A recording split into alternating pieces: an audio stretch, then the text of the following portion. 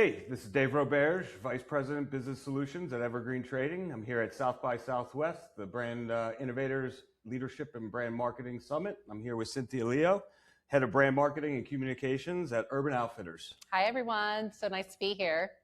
Cyntia, Urban Outfitters has been rethinking influence, community, and participation. Today, I want to unpack how those decisions actually get made. That said, question number one. All right.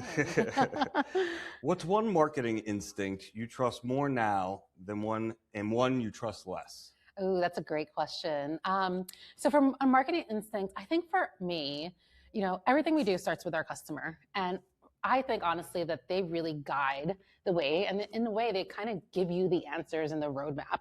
And me as a marketer, I take all those insights and those clues and cues and really think about how to build our strategy.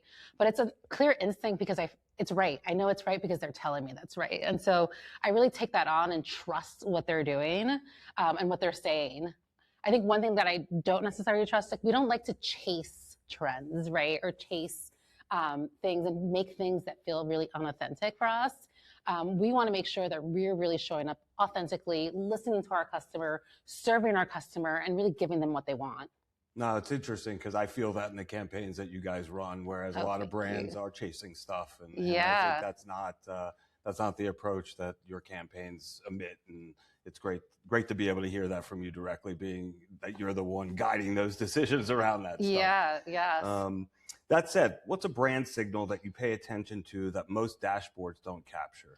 Yeah, so for us, we're in the comments, right? We are constantly in Reddit, on social media comments. We're in different community groups, and we truly listen to who our community is. And you can start to see where trends are happening in comments, how communities are feeling towards a campaign, a partner, a piece of item that you create, really in those comments. And you see that way before you'll see that in a dashboard. And so we're constantly talking to our community in different communities, monitoring them.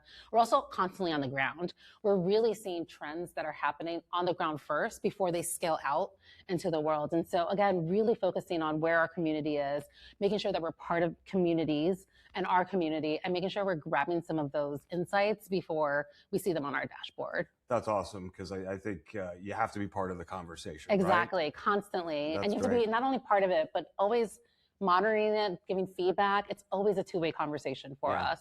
Given the influence of Gen Z, as we all know, what's something about Gen Z that brands consistently get wrong? Yeah, so there is a gap between attention and connection. And so I do think a lot of times, brands are chasing scale. They're chasing, scalability, virality, right? But really with Gen Z, they actually want to feel connected to brands. We want to show up authentically and connecting with them in an authentic way, right? There's a big difference between, driving reach and then actually resonating. And for us, we want to make sure everything we do, we're really looking at that gap and really thinking back to ourselves, yes, we want to drive visibility, but are we also driving connection? Is this also resonating with our brands? Yep. And if you think about it in that sense and you're really going beyond just reach and really resonating, that's how you deliver and drive brand growth. Yeah, it feels like you really reach beyond vanity metrics. Exactly. Yeah. And yes, all metrics are important, but we really think about other metrics like engagement and the depth of engagement. I think that's what it is, the depth of engagement to me. That's great. Urban Outfitters has shifted toward participation and community from traditional influencer marketing. What problem were you actually trying to solve? Yeah, so for us, again, really thinking about that gap between attention and connection was so important. And listen, influencers will always be part of our mix, and it's always going to be something that we do. Creators, influencers, musicians, etc.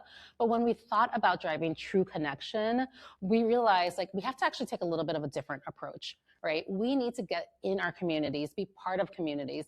We want to make sure that we're creating campaigns, not only that our customers watch, but they actually feel like they want to join and participate. And we look at things as outputs of what is that depth of engagement? Are they participating? Are they showing up? Are they excited for what we're doing? And we knew that if we did that and we drove that true connection, it would drive scale. Yeah, because again, you're letting the consumer drive. Exactly. And you've created an environment for them to take hold of and do that, which is awesome. And join us, be part of our brand with us. Totally. I love that. How do you define community internally in a way that's actionable and not just aspirational? Yeah, absolutely. So for us, everything is centered around our customer. And ultimately, because of that, our customer is community. And so we take that true and true across everything we do. When we're thinking about decisions, whether it's product or marketing or an activation, we're really there thinking, how can we best serve our customer? How do we best solve a problem in their lives? How do we best meet them at a moment in time that they need something? Whether it's back to college and we know that they need help moving and dorm inspo and their clothes, or it's college game day and we're like, we know that they're out and they have all these events. How are we best there serving them in that true moment? And so we think about community and our customer across all of our decisions and making sure that we're meeting them at the moment they want, in the way that they want, and then bringing them into our brand in a really special way. Yeah, and a lot of brands talk about doing that, but you guys clearly do that. And it's evident in everything that we see, which is great. You've said Urban Outfitters is meant to be felt and lived, not just consumed. How does that belief change the way you brief creative? Absolutely. So when we go in and really think about our briefs, we really focus on what are the connection points, right? How does the brand show up with this customer across all of the connection points that really truly brings them in?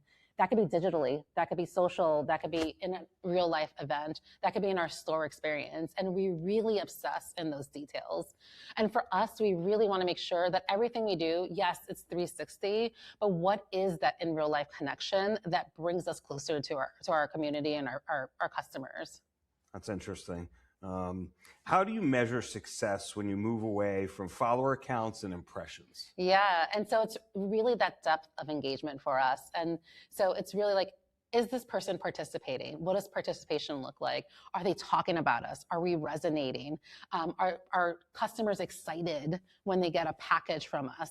We really look at a lot of those metrics. And so, yes, impressions and all of those are really important for us, but then we want to make sure we're always taking a click down and understanding if this customer is truly willing to show up in real life, post about us, engage with us, be a participant in our brand, we know then that we're truly creating that brand loyalty. That's so cool.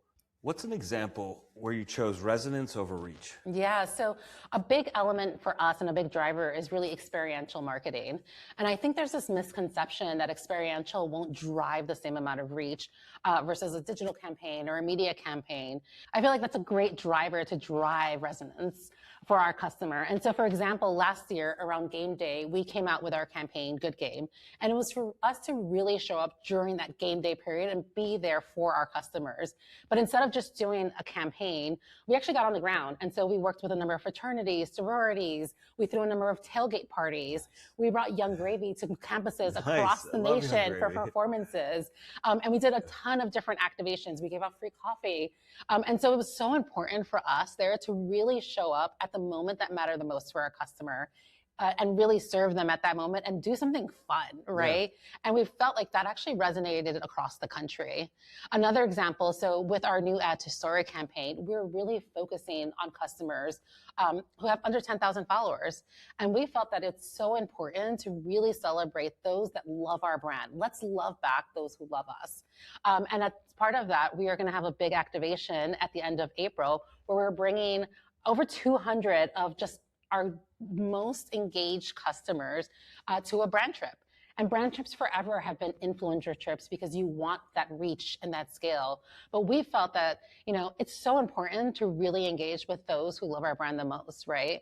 In a world where, follower count doesn't really matter anymore and true loyalty and true engagement does, we just felt that that was the right choice. And so we're so excited to bring, 200 of our most engaged customers to Joshua Tree for an incredible brand weekend. I think that's extremely powerful because most brands will have the tendency to just go after follower accounts and think that that's the way to make the connection, where you're taking the opposite approach and saying, none of that matters. We're focusing on our most committed customers and the ones who love and share the brand, whether they have 5 followers or they have 100 followers or 5,000 followers. It isn't about that. It's about our connection with them, and to give them something to celebrate, to me, is going to have more of a positive effect for the brand than anything else. Exactly. And again, it's really about closing that gap, right? It's not just about creating attention. It's about creating that true connection. Yeah. And as opposed to watching influencers there, those people who would watch that actually get to be there and experience it for the first time. How cool is that? Right? Exactly. So, awesome. Awesome.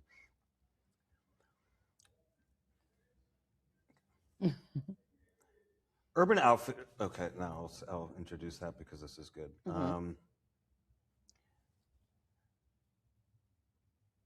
That said, and as we talk about collaborators and creators, Urban Outfitters often collaborates with creators and brands with purpose, not just hype. Yeah. What's your filter for saying yes? And maybe more importantly, what's the filter for saying no? Yeah, absolutely. So when we think about any collaboration, any partnership, the first thing we ask ourselves, how will this serve our customer? Right? How will this make our customers' lives better? What problem in our customers' lives can we help solve? And we put all of our collaborations and filters, all our partnerships through that filter. And I'll give you some great examples. So for Back to Campus last year, moving into college is hard, right? You are packing everything, you're going into this small room. And so we decided, let's partner with you all and make that transition from home to college simpler. Right. And so that was a great partnership for us and a little bit outside of the box, but it was a great opportunity to really serve our customer. This past holiday, we knew our customers create wish lists for their presents. Everyone makes a presentation of some sort, but it takes a lot of work. You have to go in, you have to pay for a subscription usually. You have to go in, you have to clip a whole bunch of things from many different websites. It's so much work. And so we were like, how can we actually help simplify that? And so we partnered with Canva to really create a really easy experience where our customers had 3 free templates that we already created and designed that were beautiful. And then we took the extra step and actually had about over 125 products into the Canva ecosystem. So they can just say like, great sweater, and our sweaters would pop up, right? That's and awesome. So we were like, how do we create partnerships that serve them in a really amazing way? And then when we say no, it's like, we're not just having partnerships for the sake of, creating shock value or virality or just scale, right? And we really look at that of like, is this partnership creating of service? Is it valuable? Is it doing something fun?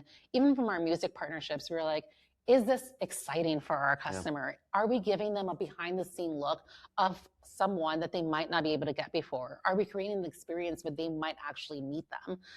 And so we think about all of those things and we're like, okay, this is the right partnership or not. Yeah. We also did a partnership with Cat's Eye and it was such a great collaboration. And we were able then at that point to also give all our fans and their fans a behind the scene moment where it was the first time Cat's Eye performed Gnarly in front of an audience, right? And so it's, again, we look at it and we're like, that is something that our customer will truly, truly value. It's the right type of partnership. Yeah, and it it goes back to just being such a customer-driven brand. Yeah. And that's where your head is at, as opposed to trying to impose certain things. It's let them lead the way, and we're going to satisfy that. I always say, I'm like, if you listen to, they give you the answers. It's like the cheat code. If it's a pop quiz, you're going to get it right because your customer is going to tell you which way to go. Awesome. I love that. We're going to shift. We're going to go to the career corner a little bit and learn a little bit about, a moment in your career that fundamentally changed how you lead today. Yeah. So when I was really young, and it's funny, I ended up working at Disney, but I saw my first Disney musical. I had no idea what it was. I never knew what a musical was. I had no idea. And I just had this transformational moment where, there was theater and magic and endless possibilities. And it was just so impactful. And I took a lot of what I felt in that moment into my beliefs, right, as a marketer. And there were a few key things. You can make anything, make it magical and it'll stick, right? In real life experiences can completely change the connection you have with a brand, right? And big ideas are where you need to start, right? And I really love to let's think outside the box. Let's surprise our customer. Let's do something magical for them. And let's do something also like in real life really can shift that connection. Yeah, I get that. It's almost as if it's like you're now become the soundtrack of someone's lives. And that experience with Disney allowed you to see that creating memories is the most important thing. Exactly. And you can create these core moments with your customers. They'll take that away forever. Awesome. I love that. What's a hard truth about modern brand building that more marketing leaders need to accept? Yeah, I honestly, it's really, again, I go back to that gap between, you know, attention and connection, especially with this ever evolving customer, right? The landscape is constantly changing. People are getting fatigued with digital, social, et cetera. And so really as a marketer, you have to constantly think about, how are you updating your playbook? What's the right way to connect? Where do you want to connect? And it's exhausting sometimes. Yeah. I will also say, for a marketer, you can't be occasional. You can't just drop one campaign and expect, you know, your customers to always be there, right? You have to be in their lives constantly. You have to constantly be top of mind. And so it's an always on game. I think you have to follow them because again, the landscape is constantly changing. Right. And in a world where there's so much digital fatigue, how are you building that true connection with them? I love that. That said, that's a really powerful note to end on, and I really appreciate your honesty and all the learnings that, you know, we got from this today. Yeah, appreciate you. Yeah, it's great. I love sitting down with you. Thank you. Yeah, for your time. it's so nice to do this. Thank you so much. Yeah, my pleasure. Awesome.